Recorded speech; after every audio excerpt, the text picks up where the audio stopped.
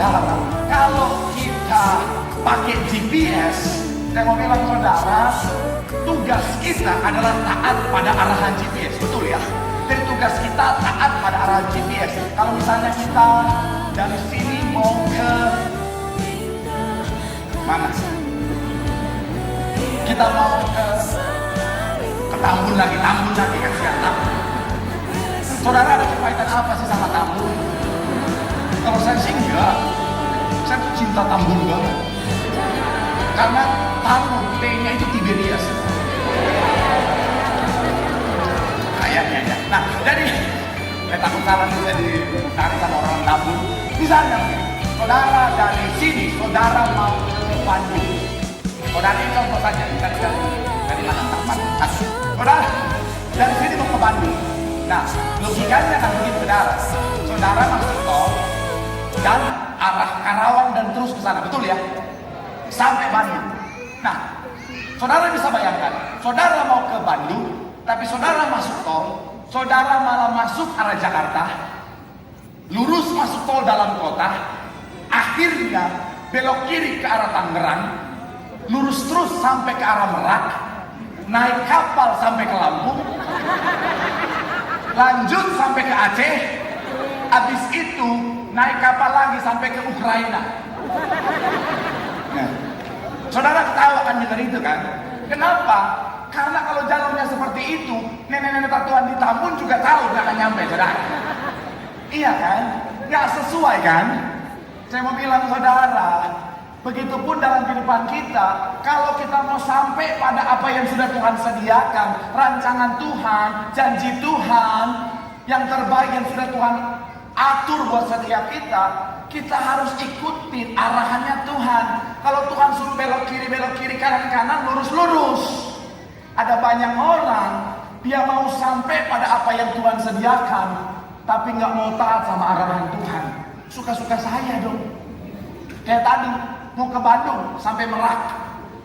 Saya mau bilang saudara, itu bahasa Ibraninya boceh libos. Iya kan? Saya mau bilang saudara, ada banyak orang mau berkat Tuhan, mau rancangan Tuhan, mau janji Tuhan, tapi nggak mau taat sama arahan Tuhan. Aduh Tuhan, jangan pakai cara itu Tuhan, lama Tuhan. Aduh Tuhan, jangan pakai cara itu Tuhan, capek Tuhan. Aduh Tuhan, pakai cara ini aja Tuhan. Malah dia yang ngatur Tuhan, saudara. Iya kan? Ada orang Kristen kayak gitu. Contoh mau bisnis, ada tawaran bisnis. Memang dia berdoa. Dia doa Tuhan, kalau Tuhan berkenan, Tuhan kasih damai sejahtera. Karena Tuhan tahu itu bahaya, Tuhan nggak kasih damai sejahtera. Tapi dia bilang, kok nggak damai ya? Ini iblis nurani. Dia berdoa lagi, Tuhan tolong Tuhan, kasih arahan. Aku butuh suaramu. Tuhan bilang, jangan anakku. Kok jangan? Kayaknya ini bukan suara Tuhan. Pujilah setiap roh. Kayaknya iblis ini. Tuhan Yesus. Iya kan?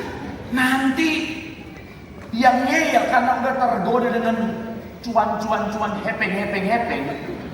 Dia maju terus. Ketika ternyata ditipu, dia bilang, Tuhan, why? Ya. Kenapa kau izinkan ini? Malaikat datang, lu harus kepala. Iya. Ini kalau bisnis mungkin banyak nggak relate karena banyak anak muda ya. Yang mau bilang ya, kalau anak muda biasa bukan karena bisnis, karena cinta.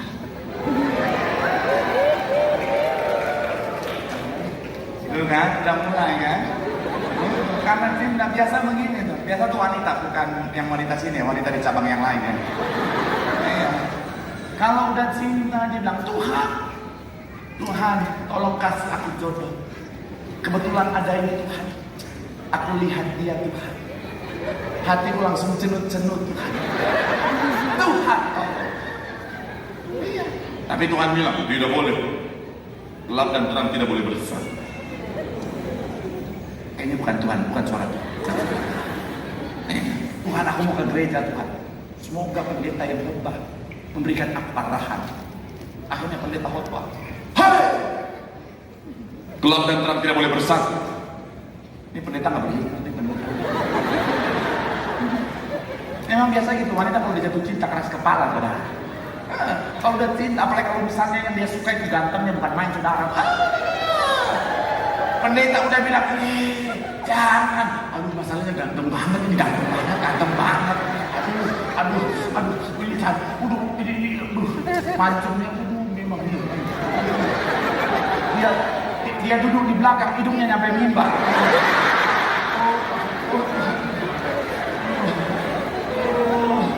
Pak Pendeta, ini campuran Rusia Ukraina nih Pak Pendeta.